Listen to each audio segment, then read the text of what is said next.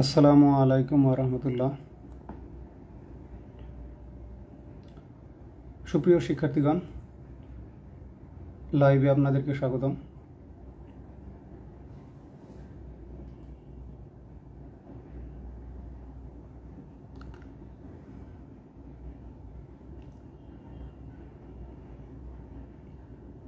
Subject ভার্বের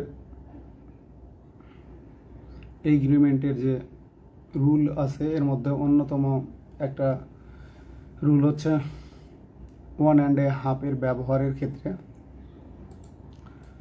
one and a half মানে দেড়ের পরে যেহেতু কোনো কিছুর সংখ্যা যদি একের বেশি হয় মানে নাউনের সংখ্যা, সেক্ষেত্রে সেটা প্লুরাল হয়ে গেল। আর প্লুরাল ভার্ব নেওয়ার ক্ষেত্রে যতক্ষণ না দুই হচ্ছে ততক্ষণ পর্যন্ত সাধারণত ভার্ব সিঙ্গুলার হয়। এটা ট্রেডিশনাল গ্রামারের নিয়ম। তো ট্রেডিশনাল গ্রামার বইগুলো আমাদের দেশে যেগুলো পাওয়া যায়, এই ট্রেডিশনাল বইগুলোতে ওয়ান অ্যান্ড এ হাফের পরে নাউন প্লুরাল এবং সিঙ্গুলার ভার্বের ব্যবহার আছে। পরবর্তীতে অক্সফোর্ড অ্যাডভান্স লার্নার্স ডিকশনারির বিভিন্ন এডিশনের ফলে, বিশেষ করে 7th এডিশন থেকে, আমার কাছে আমি 7th এডিশনে, তখন থেকে এই 6th বা 7th এডিশনে এই উদাহরণগুলো, এই দুটো উদাহরণ যুক্ত করা হয়েছে।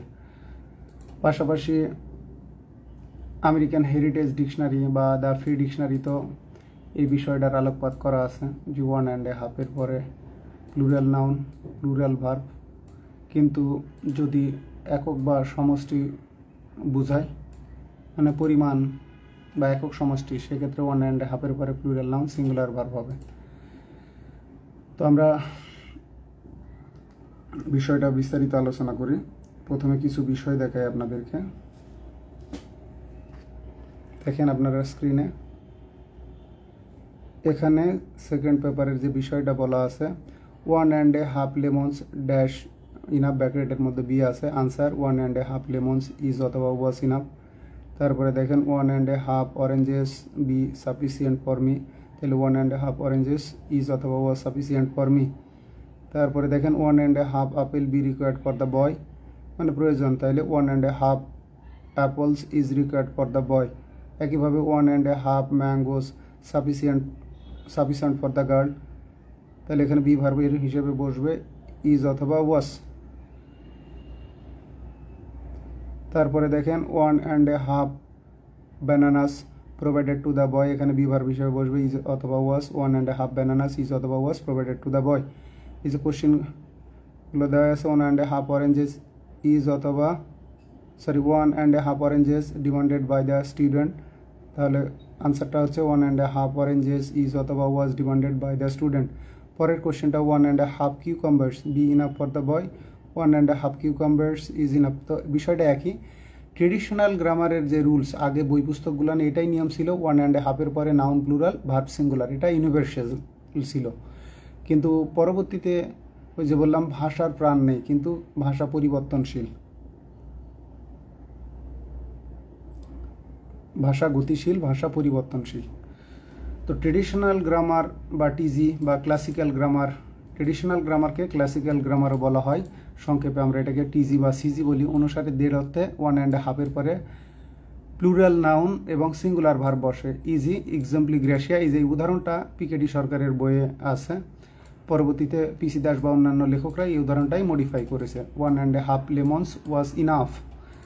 তো এইটা নিয়ে অনেকে একসময় আমার বিরোধিতা করেছিল। তারা অক্সফোর্ডের এই উদাহরণ বা আমেরিকান হেরিটেজ ডিকশনারি থেকে এই রুলস উদাহরণটা নিয়ে আসে। এইগুলো বর্তমান সময়ের উদাহরণ, কিন্তু আগে এইটাই প্রচলিত ছিল ট্রেডিশনাল গ্রামারের রুলস, যে ওয়ান অ্যান্ড হাফের পরে প্লুরাল নাউন সিঙ্গুলার ভার্ব। তো দেখেন ওই একইভাবেই মডিফাইড করা, one and a half mangoes, ম্যাঙ্গোর দুটা প্লুরাল ফর্ম, এটা বহুল প্রচলিত, তবে এটাও সঠিক একটা এস দিয়ে। অথবা আওয়ার্স ইজ অথবা was enough, one and a half eggs was বা has been eaten by me. তাহলে দেখেন মডার্ন গ্রামার অনুসারে দেড় অর্থে ওয়ান অ্যান্ড হাফের পরে প্লুরাল নাউন প্লুরাল ভার্ব।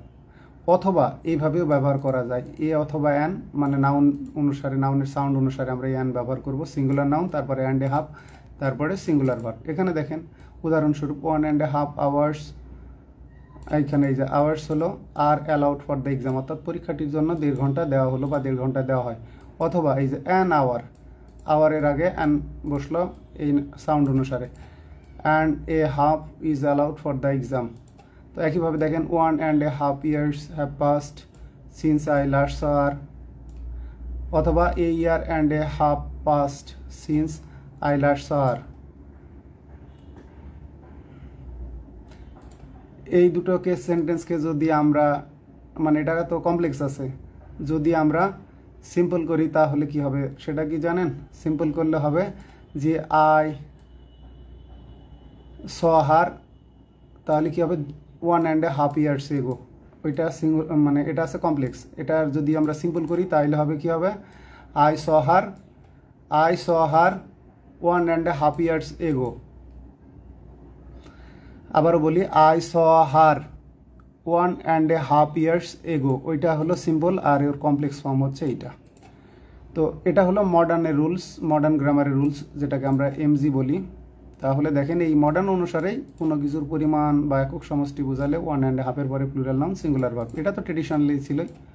তাহলে ইজি এক্সাম্পল ইংরেশিয়া 1.5 কাপস ইজ ইনাফ সুগার, এখানে পরিমাণ বোঝাচ্ছে, এই কারণে আমাদের ভার্বটা সিঙ্গুলার হলো। একইভাবে 1.5 miles is a long way. পরেরটাই দেখেন,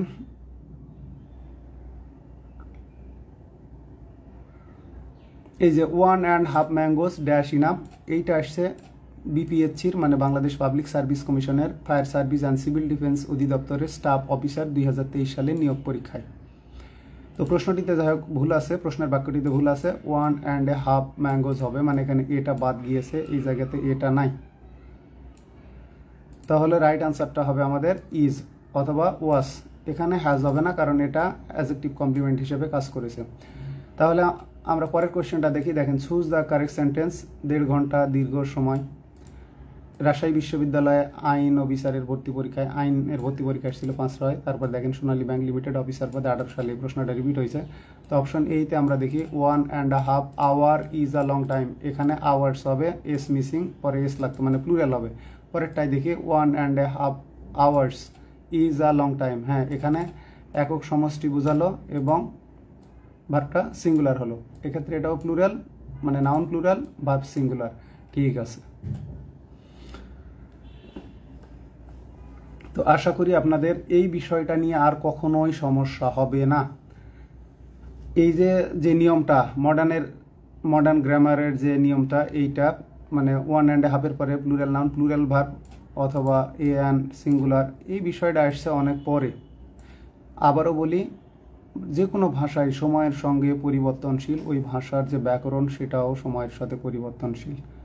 এই জিনিসগুলো মানে কি বলবো যে কারেন্ট ইউজেসের মধ্যে আগে এইটাই প্রচলিত ছিল, 1.5 এর পরে প্লুরাল নাউন সিঙ্গুলার ভার্ব। তো এখন একটা বিষয় দেখেন, প্রশ্নকর্তা যদি পিসি দাস পিকেডি সরকারের বই থেকে প্রশ্ন করে বা চৌধুরী হুসাইনের বই থেকে বা মহিউদ্দিন এন্ড কাসেমের বই থেকে, তো আমি উত্তর কিন্তু এই যে যেমন দেখেন এইটা পিসি দাস বা পিকেডি সরকারের বই অনুসারেই প্রশ্ন করা হয়েছে বা চৌধুরী হুসাইনের বই থেকে, তা আমি তখন উত্তর অবশ্যই অক্সফোর্ড অনুসারে দেব না। আমি তখন অক্সফোর্ড অ্যাডভান্স লার্নার্স ডিকশনারি বা কেমব্রিজ অ্যাডভান্স লার্নার্স ডিকশনারি বা আমেরিকান হেরিটেজ ডিকশনারি বা দ্য ফ্রি ডিকশনারি এগুলো অনুসারে দেব না। প্রশ্নকর্তা যে বই থেকে কপি করবে আমি সেই অনুসারেই, মানে যে বই থেকে প্রশ্নকর্তা কপি করে প্রশ্ন সেট করবে উনি ওই অনুসারেই উত্তর নেবেন, ওনার গবেষণা করার সময় নাই। কিন্তু আমার তো গবেষণা আছে। আর যারা বলে যে কপি পেস্ট করে মাস্টারের মতো বই লেখা সম্ভব, এদেরকে এই মানসিকতা নিয়ে বললাম তো এই জন্মে হবে না, পরের জন্মে হবে না। আল্লাপাক এই মানসিকতা দিয়ে তাদেরকে শতবার জন্ম দিয়ে পাঠালেও তারা এইরকম একটা বই লিখতে পারবে না। কপি পেস্ট করে আপনি প্রশ্ন গুছাতে পারবেন বিগত সালের, ওই প্রশ্নের সঠিক আনসার কোনটা, ওই প্রশ্নকর্তা কোথা থেকে কপি করেছে, প্রশ্নকর্তার ভুল কোনগুলো, এইগুলো আপনি কখনোই বের করতে পারবেন না কপি পেস্ট করে। যারা এইসব বলে তথাকথিত এই যেমন নামমাত্র শিক্ষক, এরাই দেশের ইংরেজি শিক্ষার কলঙ্ক। এরা ক্লাস 1 থেকে ওই যে বললাম কলেজ ইউনিভার্সিটি পর্যন্ত পড়িয়ে আমাদের দেশের ইংরেজি শিক্ষার, ওই যে বললাম না ইংরেজি তাই শিক্ষার্থীদের দক্ষ করতে পারে না, গ্রামার সম্পর্কে সঠিক ধারণা দিতে পারে, তারা নিজেরাই অদক্ষ। এইরকম হাজার হাজার শিক্ষক, লাখ শিক্ষক গুছিয়ে একদিকে রাখবে, আল্লাহর রহমতে আমি একাই একদিকে থাকবো। তাদের চেয়ে আমার কন্ট্রিবিউশন এবং তাদের চেয়ে আমার এফোর্ট বা ইফেক্টিভ যেটা রেজাল্ট আসবে আমার টিচিং থেকে, সেটা অবশ্যই কয়েক গুণ ইনশাল্লাহ ভালো হবে। তো তেড়া বাঁকা কথা অন্য কারো কাছে বলে ছাড় পাবেন, আমার কাছে না। খুব সাবধান। সমালোচনা করবেন অবশ্যই, সেটা যেন গঠনমূলক সমালোচনা হয়। আমার কাজের ক্ষেত্রে ভালো দিক থাকলে বলবেন, খারাপ দিক থাকলে সেটাও যে হ্যাঁ কাজের এই জিনিসগুলো ইমপ্রুভ করা দরকার, বা এই জায়গায় ভুল হয়েছে এটা সংশোধন করা দরকার, বা এই জায়গায় এইভাবে যুক্ত করা দরকার। অযাচিত সমালোচনা করা উচিত না। তো যাই হোক, ভালো থাকবেন আপনারা। আপনাদের জন্য শুভকামনা। শেষে অনুরোধ, শুধু আপনারা নিজেরা শিখলে হবে না, অন্যদেরও শেখার সুযোগ করে দিবেন, সঠিকটা জানার সুযোগ করে দিবেন। ক্লাসগুলো অবশ্যই শেয়ার করে দিবেন।